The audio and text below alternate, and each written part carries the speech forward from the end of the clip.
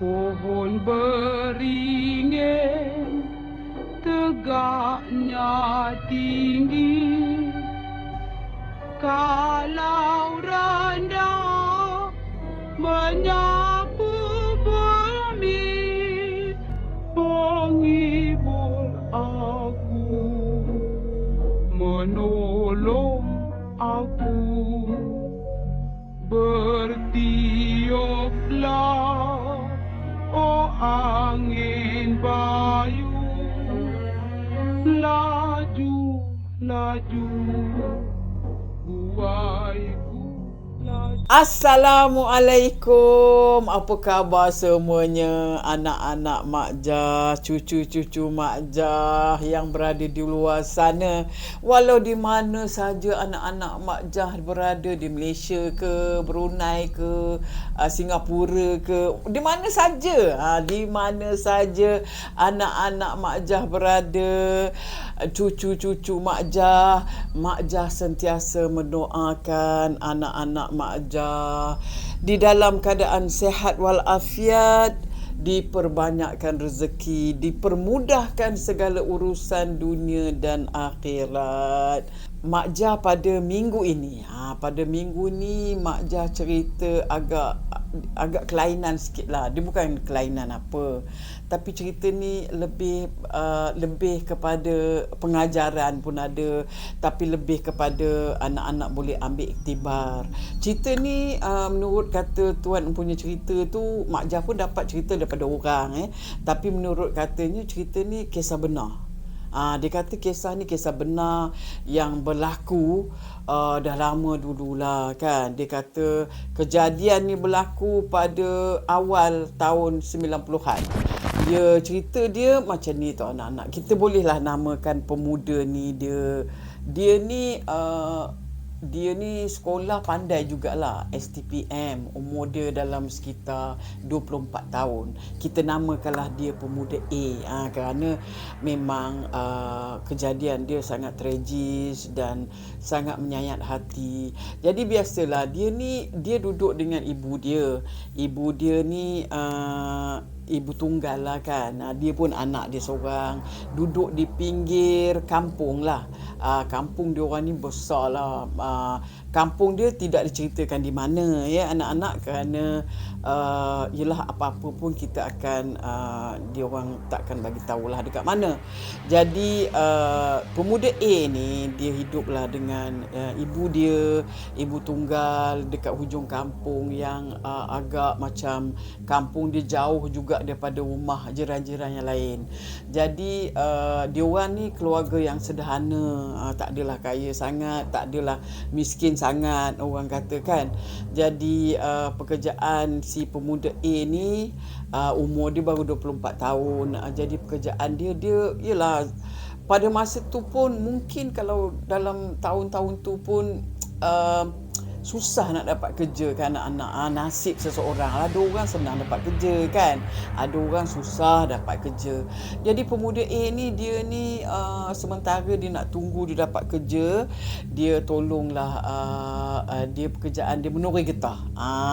Jadi yelah, menori getah ni anak-anak tahu kan, Mak Jah pernah menori getah. Mak Jah orang susah dulu-dulu, jadi tahu macam mana menori getah tu. Kita kena bangun pukul 4 pagi. Jadi subuh-subuh tu, belum subuh lagi kita dah kena pergi menori getah. Jadi si pemuda A ni itulah rutin hidup dia, menori getah, tolong ibu dia ya. Jadi dia pun biasalah pemuda kampung. Jadi selalu bila dia ada masa, dia pergilah lepak dekat kedai ni. Kedai ni dia selalulah adalah orang kampung lepak kat situ. Jadi dia terjumpa seorang gadis. Gadis ni cantik lah di mata dia kan. Jadi dia dah terpikat dengan gadis ni. Gadis ni kita namakanlah ada gadis C. Gadis cantik. Gadis C. Jadi pemuda ni dia terpikat dengan gadis ni ya. Jadi dia orang pun berkawan. Pada zaman tu dia berkawan lah, mungkin adalah perjumpaan dia orang berkawan kan. Biasalah Mak Jah pun dulu muda-muda ada juga kawan dekat kampung kan. Jadi dia orang pun selalulah jumpa-jumpa macam tu. Jadi tapi si gadis C ni, dia ni anak orang berada. Anak orang berada, biasalah dia orang status dia orang tu agak berbeza sikit ya anak-anak. Jadi pada suatu hari pemuda ni, anak-anak dia tengok si gadis ni kan, kekasih dia lah kan, tengok muram aja. Kenapa muram aja? Dia tanya dekat kekasih dia lah. Jadi kekasih dia cakap dia ni akan ditunangkan. Dia kata keluarga dia dah terima pinangan seorang pemuda yang ada kejaya, seorang guru. Pada zaman tu kalau guru kerja-kerjaan memang hebat lah anak-anak kan. Jadi si pemuda ni, pemuda A ni dia sedih lah. Dia kata alah, macam mana kan percintaan kita ni macam mana. Tapi itulah gadis tu sedih. Gadis ni sedih lah sebab dia akan ditunangkan. Jadi si pemuda ni dia pun balik rumah. Dia balik rumah, dia cakap dengan ibu dia. Dia kata, ibu boleh tak pinangkan kekasih dia ni. Ibu dia kata, macam mana? Sebab apa, orang tu dah ada orang nak masuk Minang. Macam mana kita pula nak pinang dia balik? Lagipun standard kita ni, status kita ni berbeza. Engkau ni penuh getah, yang kekasih engkau tu nak ditunangkan dengan cikgu. Jadi ibu dia ni macam serba salah lah kan. Ibu dia kata tak payahlah, engkau lupakan je lah perempuan tu, carilah perempuan lain, kerana bunga bukannya sekuntum, katakan. Jadi lelaki ni dia sedih lah sebab mak dia tak nak meminang kekasih dia tu. Dia pun sedih. Jadi mak dia seperti biasalah, ibu dia ni ingat macam biasa je lah kan. Tapi pada satu hari ni anak-anak, nak dijadikan cerita lah orang katakan, si budak lelaki ni, pemuda ni, dia nak keluar. Dia kata dia nak keluar, bagi tahu ibu dia. Ibu dia ingat dia nak pergi lepak dengan kawan-kawan ke, ataupun yelah mana-mana dia nak pergi. Lepas maghrib dia pun keluar. Dia cakap kat ibu dia nak keluar. Jadi ibu dia pun tak kisahlah, sebab budak lelaki biasalah kan anak-anak. Jadi si pemuda ni pun dia lepas maghrib tu dia tapi agak kelainan jugalah, muka dia agak macam stres, macam muka yang orang kata dalam kesedihan. Maklumlah kekasih dia nak bertunang kan, jadi dia agak sedih lah. Jadi dia pun keluar daripada rumah selepas maghrib. Dia keluar daripada rumah. Lepas tu ibu dia tunggu dia dekat rumah, tak balik-balik. Jadi ibu dia dah risau. Kenapa anak aku ni tak balik-balik? Kenapa tak balik-balik ni? Tunggu. Dah sampai pukul 1 pagi anak-anak, tak balik-balik lagi. Jadi si ibu ni tak boleh buat apalah. Dia pun tak tahulah ke mana anak dia pergi. Dia pun tidurlah kan. Tiba-tiba orang kampung bagi tahu dengan dia, anak dia, pemuda ini, telah dijumpai di mana anak-anak? Telah dijumpai tergantung di atas pokok getah. Pemuda ini telah membunuh dirinya di atas pokok getah anak-anak. Bayangkanlah, ibu dia mendengar berita yang dalam kepala dia tak boleh terima. Kita sebagai orang Islam, bila kita dengar suatu peristiwa yang agama kita melarang, bunuh diri adalah satu perkara yang dilarang oleh agama Islam kan anak-anak. Mak dia macam tak tahu nak buat apa anak-anak. Jadi kan pagi tu polis pun datang ke tempat pokok getah tu kan. Biasalah bila ada kejadian yang macam tu, ada kematian mengejut macam tu, polis lah, ambulan, bukan ambulan lah, kereta mayat apa semua datang, buat postmortem lah apa semua, bawa ke hospital apa semua. Jadi mak dia tak tahu nak buat apa. Mak dia tergamam anak-anak. Na'udzubillah min zalik kan. Mak dia macam tak tahu nak buat apa. Jadi lepas habis postmortem dekat hospital apa semua, mandi mayat apa semua dah dikapankan. Jadi jenazah itu dibawa ke tanah perkuburan ya. Jadi dia dikebumikan di kampung itulah. Cerita dia bermula di sini ya anak-anak. Kebiasaan kita orang Islam ni apabila ada kematian, yakni kalau kematian tu katalah siang tu ataupun petang ke apa ke, malam itu kita akan mengadakan kenduri tahlil, betul tak? Jadi sama juga macam ibu pemuda ni, malam tu dia mengadakan kenduri tahlil untuk anak dia. Jadi ada panggil orang masjid. Rumah dia ni rumah kampung yang biasalah dia ada tangga kan. Dia ada bawah. Mak Jah selalu syuting kalau rumah kampung dia ada tangga lah tinggi. Atas ni selalu kalau orang kenduri kenara, lelaki-lelaki akan duduk dekat atas. Lepas tu turun bawah ni dapur. Dapur tu untuk perempuan masak-masak. Jadi macam itulah rumah pemuda ni. Jadi malam tu mak dia mengadakan kenduri tahlil untuk arwah anak dia kan. Jadi biasalah selalunya kalau kenduri tahlil ni kita jemput orang-orang surau, dia orang pun baca Yasin, baca tahlil lah, berzikir apa semua. Jadi selepas tu akan ada jamuan makanan kan. Selalunya tengoklah nak nasi ataupun makanan mi ke bihun ke. Jadi perempuan-perempuan selalunya akan di dapur lah, gotong royong masak kan. Tiba-tiba anak-anak, salah seorang perempuan yang dekat dapur ni, yang tolong basuh pinggan, masak ni, dia ternampak di luar tingkap satu lembaga yang sama macam pemuda itu anak-anak, sama macam pemuda yang gantung diri itu. Jadi yang perempuan ni pun terkejut lah. Kalau Mak Jah pun terkejut, dia dah meninggal, takkan dia balik-balik kan. Dia pun tengok macam ni dekat tingkap. Memang betul lah anak-anak. Tahu apa dia nampak? Lembaga ni anak-anak, yang muka dia mirip memang macam pemuda yang gantung diri ni. Muka dia sangat menakutkan anak-anak, dengan lidah dia terjelir dan mata yang merah dekat luar tingkap. Jadi perempuan ni terkejut. Bila perempuan ni terkejut, dia pun pergi naik ke atas. Dia naik ke atas, dia pergi berjumpa dengan mak pemuda ni.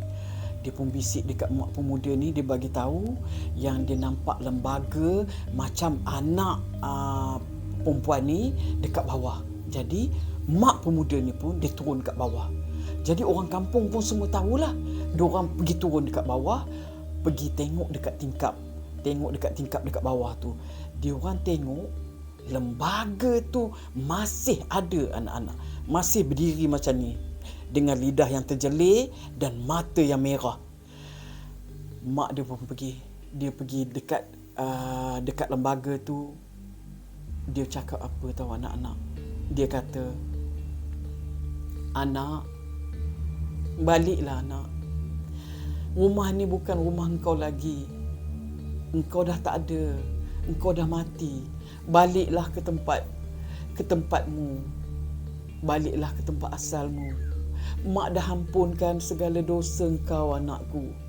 Mak dah maafkan apa saja, mak dah halalkan makan minum engkau. Pergilah kau balik ke tempat engkau anak. Tolonglah jangan ganggu kami. Tolonglah jangan ganggu orang-orang kampung ni. Balik ya nak. Baliklah ke tempat asal kau ya nak." Tiba-tiba anak-anak tahu lembaga tu terus raib anak-anak. Terus hilang dari pandangan semua orang. Terus hilang. Jadi diorang pun lega lah. Tetapi anak-anak, sebenarnya masih tidak selamat lagi anak-anak. Kerana malam besok tu, lembaga ni dia bukan kacau rumah dia. Dia pergi kacau rumah kekasih dia anak-anak. Yang Mak Jah kata tadi, dia pergi rumah kekasih dia lepas maghrib aja. Malam lembaga ni mula bergentayangan. So dia pergi ke rumah kekasih dia. Tahu apa yang dia buat? Dia ketuk tingkap bilik kekasih dia. Tuk tuk tuk tuk tuk tuk tuk tuk. Kekasih dia panik, terkejut kan. Lepas tu dia dengar bunyi ketukan. Lepas tu dia pergi ke pintu utama. Tuk tuk tuk tuk tuk tuk tuk tuk tuk tuk tuk. Kuat anak-anak. Dia orang semua terkejut. Apa benda yang ketuk pintu ni kan? Lepas tu perasaan ingin tahu dia, perasaan ingin tahu kekasih ni. Dia pergi buka pintu utama. Dia buka pintu anak-anak. Dia ternampak lembaga yang menyerupai pemuda ni tengah berdiri dekat tengah pintu anak-anak macam ni. Dengan lidah yang terjeli dan mata yang merah. Kekasihnya bila tengok itu anak-anak, dia terus dada dia berdebar, kepala dia berat, terus pitam anak-anak tu, pengsan kekasih dia. Jadi apabila dia pengsan, biasalah mak bapak dia pergi ubatkan dia apa semua kan. Dan lembaga ini, menurut ceritanya anak-anak, lembaga ini mengacau satu kampung tu anak-anak. Bukan rumah kekasih dia aja, rumah berdekatan pun dikacau. Kadang-kadang dengar bunyi ketukan, nampak dia tengah lalu. Tahu tak, pemuda ni anak-anak, lembaga ni kan, bila dia mengacau orang kampung tu, dia bukan pakai putih yang macam pocong tu kan, kain kapan. Tidak anak-anak, dia pakai baju sama yang dia gantung diri dia tu. Baju yang macam, yelah lelaki selalu pakai baju kemeja atau baju t-shirt. Itulah pakaiannya anak-anak. Itulah pakaian lembaga tu. Sama macam dia waktu dia gantung diri tu. Jadi orang pun dah kecoh dah. Satu kampung dah semua ketakutan. Nak keluar malam pun takut anak-anak. Kerana lembaga itu bergentayangan merata-rata. Dia orang dah tak tahu nak buat apa dah. Sebelum ni orang yang nak pergi menori getah pukul 4. Biasa menori getah, tiba-tiba nampak mayat tergantung di atas pokok. Sama macam kejadian tu. Bayangkanlah anak-anak, kita nak pergi mencari rezeki, nak menori getah, tengok mayat dekat atas tergantung. Hantu dia sampai macam tu sekali anak-anak kan. Jadi penduduk kampung ambil keputusan apa anak-anak? Dia orang ambil keputusan baca Yasin. Setiap hari dia orang pun berkumpulan baca Yasin, baca tahlil, setiap hari tanpa henti anak-anak. Kerana dia orang mohon pertolongan kepada Allah supaya dihilangkan gangguan di kampung tu.